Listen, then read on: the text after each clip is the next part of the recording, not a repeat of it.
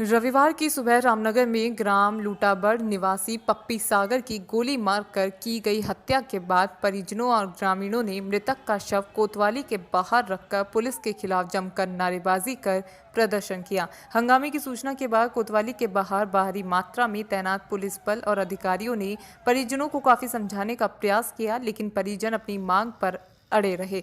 आपको बता दें कि घटना के बाद विश्व हिंदू परिषद के जिला मंत्री यशपाल राजहंस भी कोतवाली पहुंचे और उन्होंने घटना पर दुख जताते हुए पुलिस की कार्यप्रणाली पर भी कई सवाल खड़े किए। उन्होंने आरोप लगाया कि 1.5 महीने पहले मृतक की बहन के साथ आरोपियों द्वारा मारपीट करने के साथ ही उसका हाथ तोड़ दिया गया था, जिस बारे में पुलिस को शिकायत करने के बाद भी कोई कार्रवाई नहीं की गई। पुलिस की लापरवाही के चलते आज ये घटना हुई है। उन्होंने कहा कि इस मामले में आरोपियों को जल्द गिरफ्तार कर दोषी पुलिसकर्मियों के खिलाफ कार्रवाई की जाए। ये 1.5 महीने पूर्व इन अपराधियों ने अन्य लोगों के साथ मिलकर इस परिवार में घुसकर बर्बरता की थी और बहन बेटी का विषय सुनने में आया है। बहन की तरफ से भी शिकायत की थी, उस पर गलत नज़र रखते थे। उसने कई बार इन चीज़ों का विरोध भी किया, घर में बताया तो भाई ने भी बचाव में जो कर सकता था किया। और उसी चीज़ से वो लोग कहीं ना कहीं मन में ऐसा आक्रोश और बदले का भाव लेकर बैठे हुए थे। और आज सवेरे 5 बजे के आसपास जैसी जानकारी मिली है, उसको धोखे से बुलाया गया और उसको गोली मार दी गई। इसमें 7 लोग थे घटनाक्रम में, 4 की गिरफ्तारी हुई है ऐसा पुलिस ने बताया है। कोतवाली में पोस्टमार्टम हॉस्पिटल से लेकर कोतवाली तक यहाँ पर हज़ारों लोग एकत्रित हैं। सबके मन में आक्रोश है। ये घटना कहीं ना कहीं एक बड़े कलह की तरफ इशारा करती है। समन्वय बना रहे, सामंजस्य बना रहे, इसलिए पुलिस से जो परिवार की मांग है कि अपराधियों को पकड़ा जाए, उनको फांसी हो और परिवार को न्याय मिले। इस मांग को लेकर बजरंग दल विश्व हिंदू परिषद के भी यहाँ पर सैकड़ों कार्यकर्ता है। उसी निमित्त अपना भी आना हुआ है। 2 महीने पहले जो यहाँ FIR दी गई थी तो उस पर परिवार का आरोप है और उस समय जो समाज के सहयोगी और संगठन के प्रतिनिधि उनके साथ में यहाँ आए थे, उनका भी ये कहना है कि उस समय ठीक कार्रवाई नहीं हुई। जो शिकायत करता थे उनको कोई संतुष्टि नहीं थी उनकी कार्रवाई से। उन्हीं के CCTV कैमरे निकाल लिए गए, उन्हीं के खिलाफ कोई अन्य धाराएं लगा के उन्हें कोर्ट आने के लिए संबंध भेजे गए।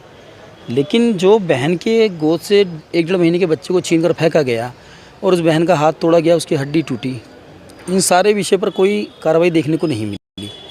उसने ये शिकायत उस समय भी की थी। उसके घर में उसके मारपीट हुई, उसके भाई को जान से मारने की धमकी दी गई 1.5 महीने पहले। लेकिन उन सारे बिंदुओं पर कोई जांच में कार्रवाई ठोस नहीं हुई। उसका परिणाम इतनी बड़ी घटना हो गई। तो ये सारा विषय SSP साहब को बताया है तो उन्होंने तत्काल प्रभाव से लाइन हाजिर किया है अभी 2 उस समय के तत्कालिक अधिकारियों को।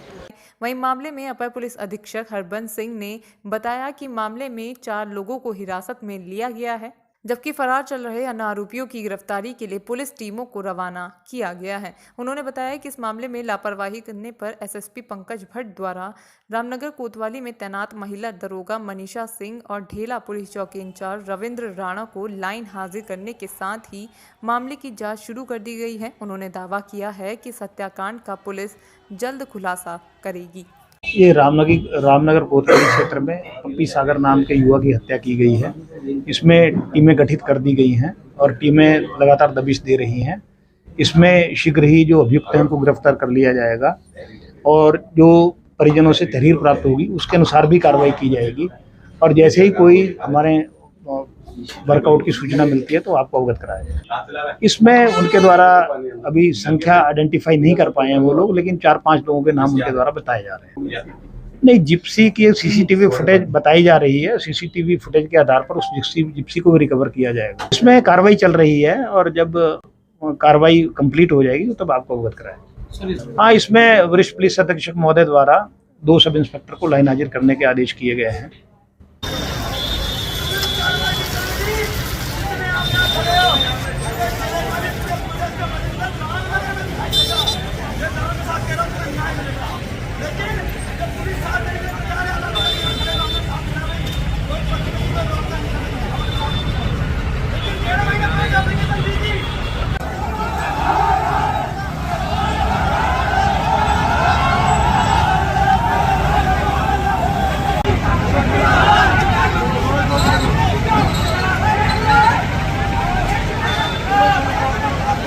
बुला लेते हैं। भगवान राम का भी अपमान कर रहा था, उसको नहीं बुलाया गया।